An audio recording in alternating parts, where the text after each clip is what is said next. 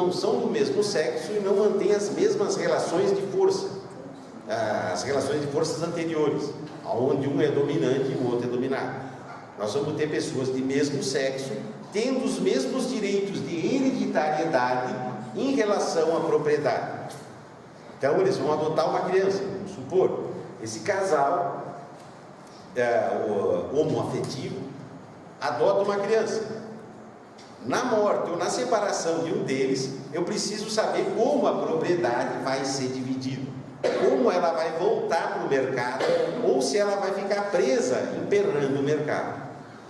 Antes da união ser legalizada, um homem junto com outro homem, uma mulher junto com outra mulher, eles podiam ser muito bem de vida, mas quando um morresse, grande parte do que era dos dois vai para a família anterior de um deles, do casal.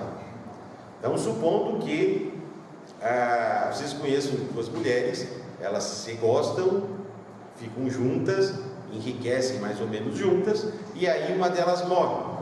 A mãe da que morreu, o pai da que morreu, vai lá e pega todo o dinheiro que é correspondente à parte desta que morreu e ficava para eles, não ficava para outra pessoa.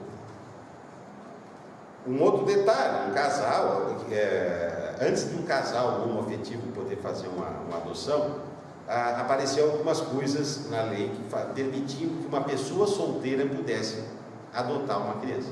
Vocês ficam imaginando que essa pessoa solteira, dentro da lei, podendo adotar uma criança, não é alguém que vai querer... geralmente é um homossexual que, como ele não pode casar e como ele não pode adotar um filho, ele adotava como solteiro. Agora, se eles assumem isso, se casam, adotam uma criança, com quem fica a criança depois que eles se separam?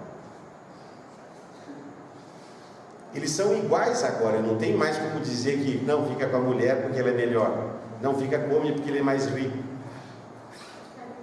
Ficou um troço esquisito. Aí o juiz chega lá no tribunal e fala assim: quem é que está dando? Levanta a mão e vai dizer: então você fica com as crianças. Não dá certo. Fala, velho. Mas isso agora. 2015. Isso agora, nessas mudanças que está fora do quadro aqui. Voltou? Tá. Aquelas mudanças de agora, ou seja, você está modificando todo o patamar, porque você está mudando a estrutura produtiva e de propriedade. Quando você muda essas estruturas de propriedade, o que a gente vai conseguir perceber?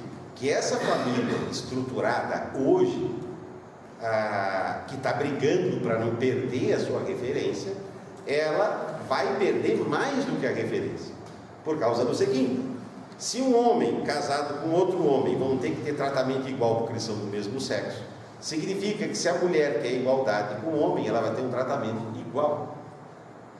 Então eu não vou ter mais a prerrogativa de uma mãe ficar com a criança ou o pai ficar com a criança, quem paga a pensão para não sei quem. Já temos, já faz mais tempo, mulheres pagando pensão para o marido. Por que não pode? Pode. Ou seja, se separou, o cara não faz nada, paga a pensão para ele. Por que a mulher pode não fazer nada e o homem tem que fazer? Já que é todo mundo igual, não bota a língua que é feio. Não foi ela que botou a língua, mete para fora, não sei para quem, mas botou a língua para fora. Tá. Fala. Então está acontecendo realmente o que Marx afirmava, que o capital dita as regras da brincadeira. Ele fala o que é religioso, o que é sagrado, o que pode mexer e o que não pode. Sim, exatamente isso. Tá? Mas vamos tirar o Marx um pouquinho daqui, porque daí vai ficar muito grande ela. Vamos tirar o Marx.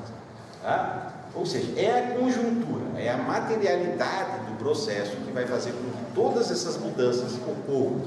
E essas mudanças ocorrendo, a gente vai perceber que esta família, ela não consegue deixar de existir, porque ela é a única maneira que a gente tem da constituição da propriedade e da transferência dessa propriedade sucessoriamente.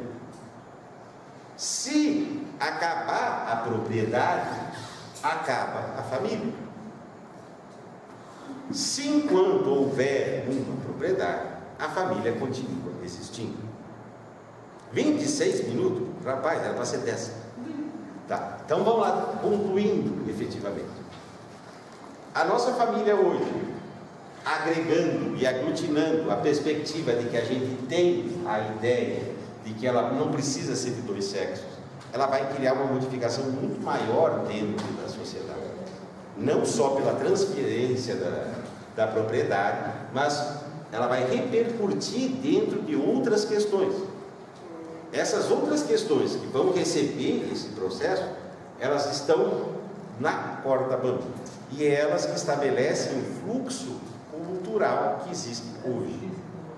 Não é uma questão divina brigar contra a propriedade, contra a família.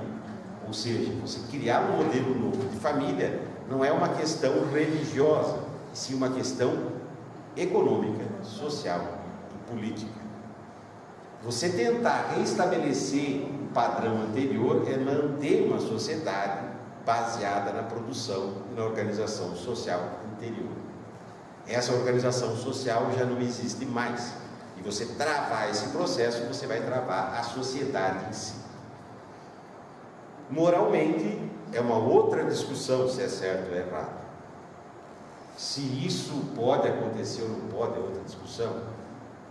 O que eu quero mostrar para vocês é que esse discursinho de dizer que a família vai acabar, ele começou no mesmo dia que a família apareceu há 15 mil anos atrás.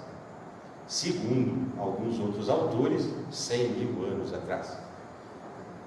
Ou seja, a partir do momento em que houve a necessidade da apropriação do espaço, estabeleceu o poder, eu tenho uma família. Essa família, ela continua existindo forte como base da sociedade até hoje. Ela está mudando? Tá, porque a base da sociedade está mudando. Entenderam isso? Se é agradável aos costumes ou não, é outra conversa, que é discutida em outro lugar. Aqui é só para vocês verem que essa família não tem como ela acabar. Ela vai se mudando, ela vai se modificando. Da mesma maneira que antigamente uma criança com 12 anos, quando os pais se separavam, ela era fruto de um trauma. Hoje ela já ficou traumatizada, destraumatizou, traumatizou de novo, destraumatizou, traumatizou de novo.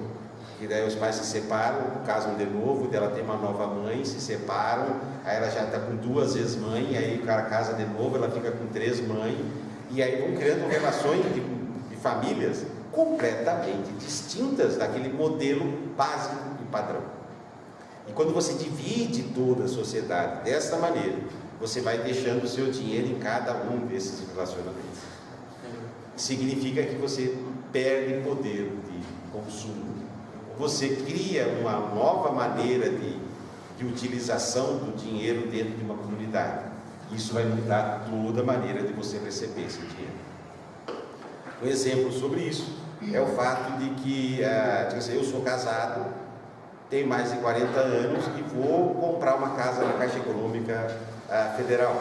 Eu vou pagar 100 mil reais pelo financiamento. Vou pegar um financiamento de 100 mil reais e vou pagar 300 mil daqui a 20 anos.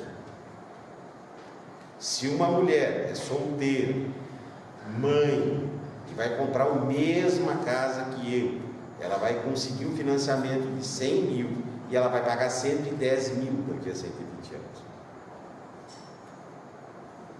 Existe a diferença. Essas diferenças vão desaparecer na medida em que essas modificações começam a ser efetivas. Ou seja, eu preciso fazer com que todos se tornem iguais, mesmo eles sendo diferentes. E quando eu deixo todos na mesma condição de igualdade, então eu consigo fazer um projeto funcionar. Enquanto houver desigualdade e ela não for nivelada, o projeto liberal não funciona. Entendido isso? Beleza? Tchau e pensa, aperta o botão para nós.